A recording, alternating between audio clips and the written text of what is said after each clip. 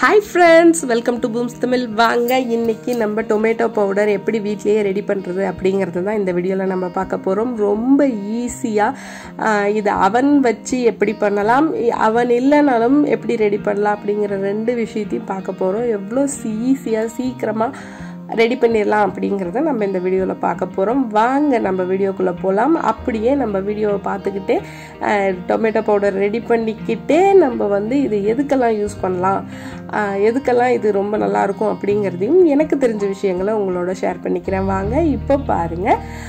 நம்ம வந்து முதல்ல டொமேட்டோவை நல்லா வாஷ் பண்ணிக்கணும். வாஷ் பண்ணிட்டு டொமேட்டோ வந்து இந்த மாதிரி காய் இல்லாம நல்லா கொஞ்சம் ரெட்டிஷா நல்லா இந்த மாதிரி பழுத்த பழமா எடுத்துக்கிட்டிங்கன்னா ரொம்ப நல்லா இருக்கும்.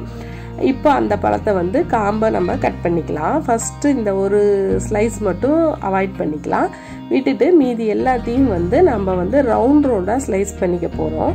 உங்களால எந்த அளவுக்கு தின்னா ஸ்லைஸ் பண்ண முடியுமோ அந்த அளவுக்கு தின்னா ஸ்லைஸ் பண்ணுங்க. இந்த மாதிரி நம்ம ஸ்லைஸ் பண்ணக்குள்ள சீக்கிரம் காயும், அவ்வளவுதான்.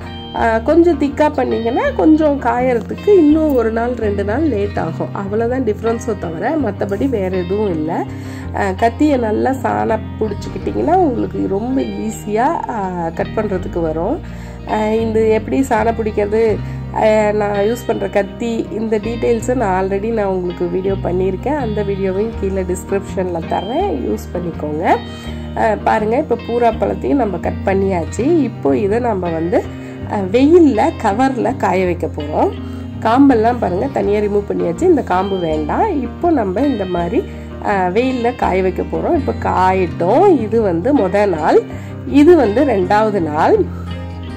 இப்போ இந்த ஸ்டேஜ்லயே நம்ம அவன் யூஸ் பண்ணிக்கலாம். நான் வந்து 2 நாள் காய வச்சுட்டு அதுக்கப்புறம் தான் நான் அவனை யூஸ் பண்ணேன். நீங்க வேணும்னா இந்த ஸ்டேஜ்லயே கூட நீங்க அவனை யூஸ் பண்ணிக்கலாம். இப்போ இந்த 2வது நாள் வந்து டொமேட்டோ வந்து கொஞ்சம் ஈரப்பதமாக தான் இருக்கும். இதை வந்து நல்லா அந்த கவரை விட்டு இப்பயே எடுத்து விட்டுருங்க. நல்லா ஃபுல்லாக காஞ்சதுக்கு அப்புறம் அப்படின்னு விட்டிங்கன்னா எல்லாம் ஒட்டிக்கும். இந்த மாதிரி எடுத்து விட்டு காய வச்சு எடுத்துருட்டேன். இப்போ பாருங்க, இது சாஃப்டாக தான் இருக்கு.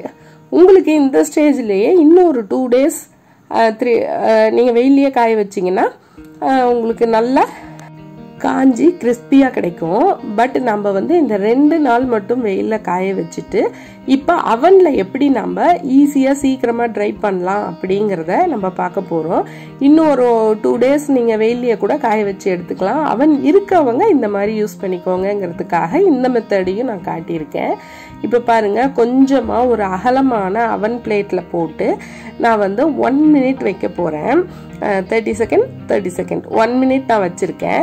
இப்போ இந்த 1 minute எண்ட் ஆனதும் நம்ம வந்து திரும்ப எடுத்துட்டு நம்ம வந்து அதை ஒரு தாட்டி நல்லா கிளறி விட்டுட்டு அதுக்கப்புறம் திரும்ப வைக்கணும்.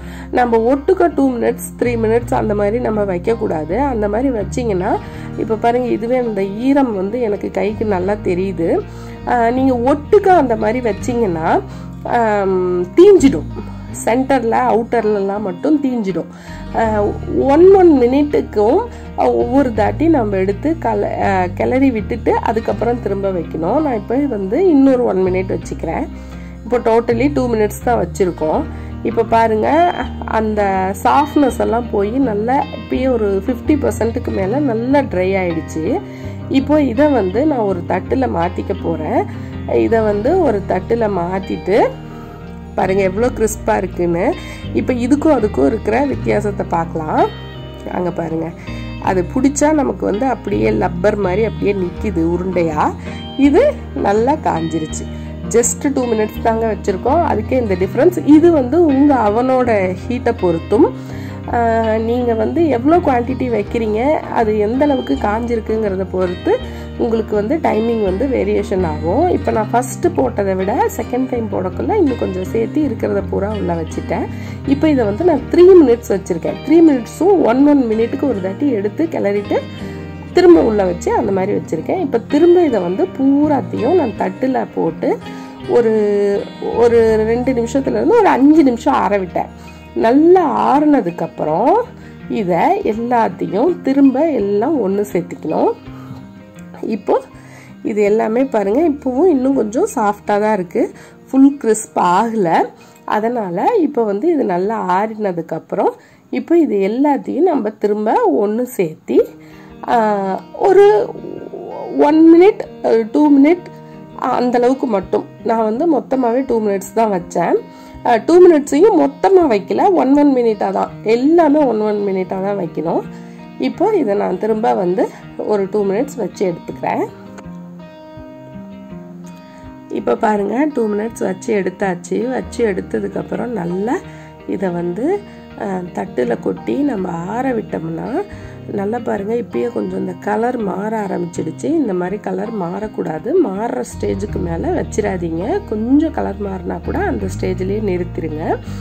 இப்போ பாருங்கள் இதை நல்லா இப்படி ஆற விட்டிங்கன்னா உங்களுக்கு டொமேட்டோ பவுடருக்கான டொமேட்டோ நமக்கு ரொம்ப ஈஸியாக ரெடி ஆயிடுச்சு. இப்போ ஹீட்டாக இருக்கக்குள்ளே பாருங்கள் இப்படி வந்து நமக்கு வந்து உடையாது, ஆனால் உடையிற அளவுக்கு நமக்கு ஆகணும். ஒரு ஃபியூ மினிட்ஸ் வெயிட் பண்ணிங்கன்னா அதுவே ட்ரை ஆகிடும்.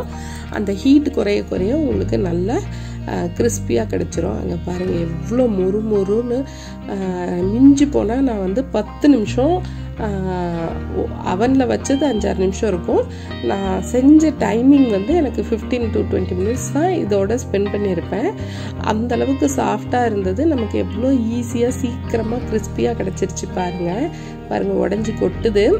இப்போ இதை நல்லா நொறுக்கி விட்டு நம்ம மிக்சியில் பவுட்ரு பண்ணிக்கலாம்.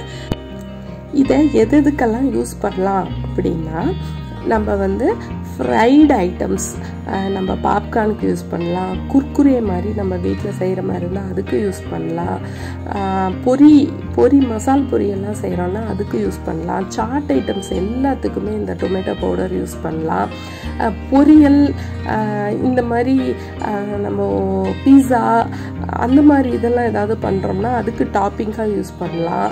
பொரியலில் கூட இது கொஞ்சம் தெளித்து விட்டிங்கன்னா அந்த டேஸ்ட் வந்து கொஞ்சம் வேரியேஷனாக நமக்கு வந்து பொட்டேட்டோ பொரியல் அதுக்கெல்லாம் வந்து நம்ம வந்து மசால் போட்டு பொரியல் பண்ணுவோம்ல, அந்த மாதிரி பொரியலுக்கெல்லாம் இதை கொஞ்சம் மேலே ஸ்ப்ரிங்கிள் பண்ணிங்கன்னா உங்களுக்கு வந்து அந்த டேஸ்ட் வந்து உங்களுக்கு வேறு மாதிரி தரும், ஒரே மாதிரி இல்லாமல் டிஃப்ரென்ஸ் காட்டும்.